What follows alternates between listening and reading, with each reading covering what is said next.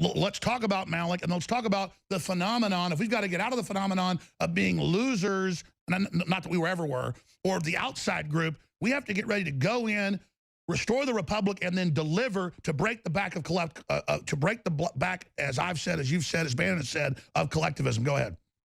Well, first of all, you're exactly right. We've been fighting this battle for a long time. Malik, I've known for years. Malik was never a globalist. He always, yes, he went to the UN. He had a position in Geneva. He worked with Davos at the highest levels. He ran the Aspen Institute. But he's an American, descendant of Theodore Roosevelt, PhD, taught at Yale. He's taught at Oxford. His credentials are impeccable. He's known at the highest levels of the business community internationally. He's very modest, but I've seen him run seminars with 200 of the biggest companies, on a constant basis for years for some of the major accounting firms. Ted is internationally well known, but the unique thing about Ted Malik, and this is why I endorse him, it's why I worked with him so strongly, got his memoirs published, is that he never believed the lies of the globalists. And he went to Davos, he went to Aspen thinking that he could fight it, thinking that he could still preserve the fundamental values. Ted's always been a constitutionalist.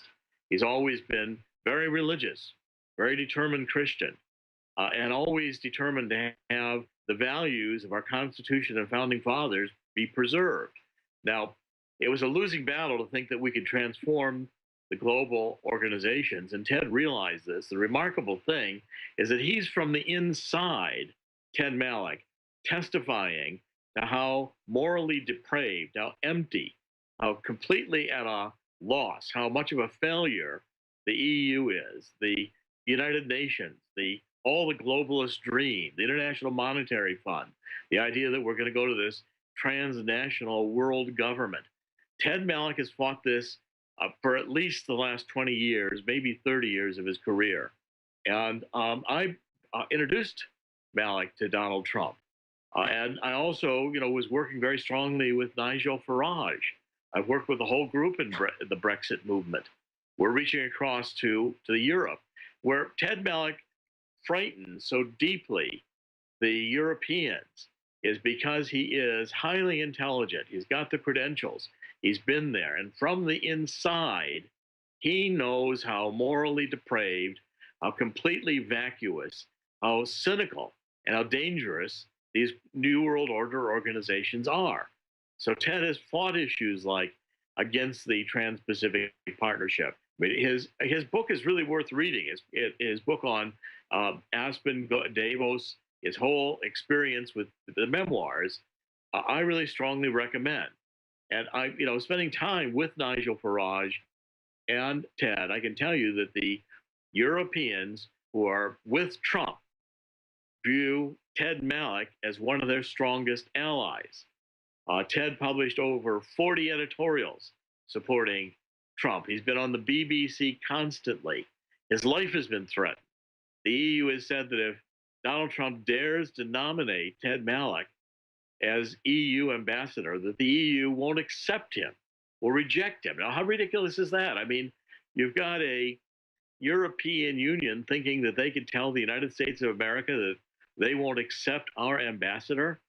And I think Donald Trump will have the courage to look at this nomination. Steve Bannon has been very strongly supportive of Ted Malik. Ted has gone through all the different rungs. He's really strongly been interviewed. He's been sure, that's why the EU doesn't want him, and that tells you everything you need to know. In fact, so I revised what I said. It's not his rehabilitation even with the public. It's that he's been on the inside, and I know so many other people like on the left, Joseph Stiglitz, who's won a Nobel Prizes for economics and another Nobel Prize. He left in 2002. A bunch of documents got leaked, and he said, I don't care if it's leftist or right wingers inside the global system. Globalism was sold on the idea of helping the poor and building up civilization. Instead, it's a race to the bottom, ripping people off, consolidating countries and imploding them. And now the mega banks, they want to take over Europe and the U.S. and implode them and suck them dry. I'm warning everyone. So that was a 2002 warning. He came on the show. And so now it's not just, Stiglitz, it's people like Malik there are good people that are on the inside who tried to fix it on the inside. In fact, that's what Francis Boyle, who has that top PhD, they only give one of a year, that secret PhD basically at Harvard. I know you're aware of that. And where they actually tell you how it all works and how to be a top technician. Only one of them a year. And he already actually knew about it and then didn't use it once he got it. So, you know, the point is there's not many of these people that actually have been given the globalist inside scoop who then actually oppose it. That's why they don't want him in there.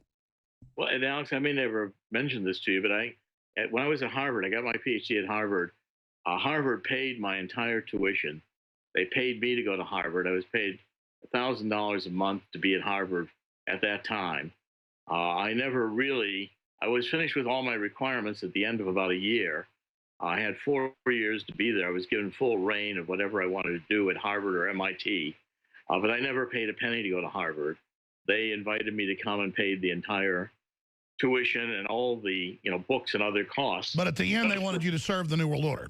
Well, and they did, and that was one of just like Ted. I wouldn't do it. That was not my. I did the New World Order is at its heart satanic and it's death. It is basically wanting to reduce the population of the United States and the world. Actually, reduce the population of the world. It's an elitist organization where the elite thinks that they can tell all the rest of the people on the face of the earth what to do. It has no respect for people. This elite. It's constantly wanting to create wars, control money. It's corrupt on the inside. Well, look at how they admit Bill and Melinda Gates want a world government headed up by Chelsea, but now they're saying they want it to be Oprah Winfrey to run in 2020. They believe she will defeat Trump and bring in what Hillary couldn't. Yeah, well, come on, Oprah, give it a try. I mean, she's never really sustained what it takes to be president. Donald Trump has been at this since the 1990s. Read Roger Stone's book, The Making of the President, 2016. This was not a new idea from Donald Absolutely, Trump. and I've talked to Roger. He doesn't like to brag because then they use it and try to make Trump mad or whatever. It's a constant manipulation. Alex is Trump's brain. Roger is Trump's brain. And it's not that Trump's weak-minded and it manipulates him. It just continually is shoved in there by the people that are working against us. And so Roger doesn't like to brag about it. But I know you guys go way back. And it's admitted. Ronald Reagan even wrote on a letter. He said, this guy's going to be president. There's something about him. And as you said 40 years ago, and you wrote this 15 years ago, you said Donald Trump's going to be president. Yeah, I've thought it since I first met him. 40 years ago, I thought Donald Trump would be president. And look, Donald Trump is a highly intelligent guy. He's very, very smart, and he's a very effective leader. And he fundamentally agrees with us. And he has always fundamentally agreed with us. In fact, his formative years, and nobody wants to say this, were with the most hardcore right-wingers in New York that knew all the secrets, that ran the Un-American Activities Committee. I mean, he literally, his lawyer, confidant, top advisor, mentor, Roy Cohn, who Hollywood demonizes, abs, super hard-nosed, that's where Donald Trump got much of his worldview. That's right. And see, Donald Trump, it doesn't need anybody's coaching. He doesn't need he'll think for himself. But he's gotten around him some very good people. Ted Malloch has been a major influence in Europe. Ted's taken a lot of flack for this. His life has been threatened. He's been demeaned. Oh, I could see it in his body language. He knows he's doing the right thing, and I could tell he's pretty, not freaked out, but you could tell he was like a guy walking in front of a firing squad. Well, and he'll continue to. Can you imagine a top globalist just walks on our show and says, I'm working against this, and as you said, behind the scenes? Because I know there's been a whole Americana agenda within globalism. In fact, some say it was even planned, but that gets a little too sophisticated. Well, and all these Bob Beckles who attacked you on Fox, and I saw that. Bob Beckel is a hack. He's attacked me. I mean, he's had an alcoholic past. It's hard to tell whether he's more objectionable or Juan Williams or even now Shep Stewart and Shepard Smith, and you've got Chris Wallace on Sunday bashing Trump. Fox is no longer a conservative network the way it was. I'm sorry to say that, but it's just not. You've got Hannity, who's very strong, and others who are very conservative. But other than that, it's constant, because I watch it when I exercise in the morning and at night when I go to bed. It's backhanded attacks constantly and dissent, and like, oh, he said the media is the enemy. That's like a dictator. He said the fake news is the enemy. Again, even Fox News, Shep Smith is disgusting. It's disgusting. And they attack you, Alex, and InfoWars because you've been so effective, because you've developed across the country attachment to a large middle class that Richard Nixon used to call the silent majority. I mean, I saw it with Ronald Reagan. The elite in the United States, the elite around the world, the GOP establishment all hated Ronald Reagan. That's right. Let's talk about, now that Trump's delivering and really is in charge now with that speech last night, how the elite strike back. I was just talking to Zach, one of our researchers in there. He's the guy you see pulling up the articles almost as fast as I can say them. He's like, oh, yeah, Ted Malloch, he just read like 20 articles about the globalists in the last decade, threw him off everything, went after him because he was openly criticizing him, and I guess in their private councils doing it. So I should have introduced the guy as a hero. The head of the Aspen Institute doesn't get more elite than that. That's like Davos US, on the board of the Davos group. That is so prestigious. And I remember hearing him on the show and then seeing his face, and I'd already done research. I was like, wow. And Dr. Corsi's endorsing this guy. So now I really feel good about what Dr. Corsi's saying and doing. How could Trump not put this guy in as the ambassador? I want to talk about how the empire is going to strike back here, Dr. Corsi. But first, going back to you just briefly here, how about the phenomenon of the liberty movement thinking we're always supposed to be in the hills waiting for the UN troops to come? I always said, no, take over your city councils, run for office. Our ideas are bulletproof. No army can stop an idea whose time has come, to quote the French philosopher and statesman Victor Hugo.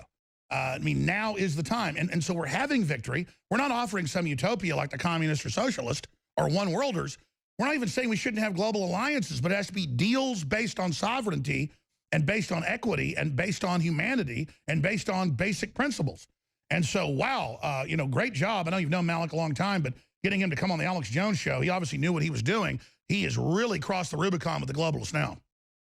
Well, he wanted to be on the Alex Jones show. We've talked about it for quite a long time. He thinks, and I think, the Alex Jones audience is the most effective audience in America. And this is the group that has elected Trump. And I've been writing about Malloch for a long time, but this was the key today, because I think if our audience says to Donald Trump, this is an important ambassador position.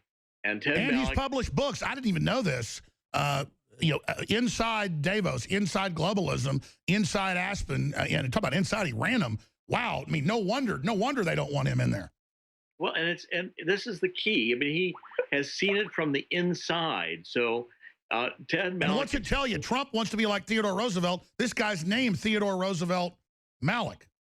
In fact, one of the first articles Ted wrote was how Donald Trump resembles Theodore Roosevelt and how his brand of speaking to the people, going back to the fundamental values of America, was the Theodore Roosevelt approach that really worked. And Donald Trump, in many ways, has characteristics similar to Theodore Roosevelt. I know you've got to go, but we got to go to break. Can you do 5 more minutes to talk about how you think the empire is going to strike back? Yes, absolutely. Dr. Corsi, in the 3 minutes we have left, how do you see the empire striking back? I see him trying to implode the economy and blame Trump. They admit they're doing that. What else do you see? Well, yes, you're going to see very quickly the Federal Reserve raising interest rates, trying to implode the economy. They kept interest rates at zero to prop up Obama, $10 trillion worth of debt. The fight is going to be in the precincts, in the school boards, in local communities. The Democrats are going to do everything they can. The far left, and I just submitted an article with Tom Perez, head of the DNC, and Keith Ellison, the first Muslim elected in Congress, a member of the Nation of Islam up until 2006. The Democrats have just taken a far turn left. The Democrats are going hard left. They're going full in socialist. This is the communist takeover movement attempt of their lifetime, and the Democrats are not. And that's not rhetoric. It's flaming Bolshevik garbage. Right. I mean, go take a look at the Communist Party of the United States of America. Its agenda and its website, its program is indistinguishable from the way, Democratic. Listen, I don't just grovel to the police, but I'm for law and order. The communist groups are openly calling for cops to be killed. If I did that, I'd be arrested, rightfully so. They're trying to organize crime. Why isn't the Attorney General already moving against them? I don't care if the left calls it fascism. They're the fascist. Jeff Sessions is going to move against it, but the whole Black Lives Matter, the whole attempt to intimidate police, the left has got to destroy police because it's fundamental to the law and order of a civil society. Why are they so arrogant? Don't they know that they've wakened the sleeping giant? They got a tiger by the tail? Well, we've done everything we can for the last 20 years to help America, and I certainly have, you certainly have, and America's listened. I mean, it's taken very detailed investigative research. It's taken producing the truth. But Americans out there by the millions are waking up. They're listening. They're paying attention. Doctor, how exciting is it for you to see the hard work you've done and Ron Paul's done and how we were ridiculed, attacked, demonized? Isn't it satisfying, not in an arrogant way, but at a spiritual level, the victory we're having? I feel like, Alex, it was the right thing to do. And I feel like, I get so identified with what Donald Trump said last night. The military who died on the battlefield, they didn't ask for any riches or their names to be put up in the stars. I'll take a bow when all the Americans who have died for this country in battle have their chance to stand up and take a bow. Right after that, I'll take a bow. That's right. And I saw you were on the line for 20 minutes with Roger Stone while we were finishing the speech he went over. And I saw you had tears in your eyes when Trump was saying that. And that's the difference. They think we're weak because we care. No, we're strong because we care. Dr. Corsi, I'm signing that lease to get the Bureau going. We're going to get those offices right there where you want them. I'm going to sign that today. And we're going to get this moving forward. We can start getting that crew hired. They heard us last week, but the listeners came through. So we're going to get the Washington Bureau set up. Thank you, sir. Great. I'm excited about it. Look forward to it. Thank you. All right. Thank you.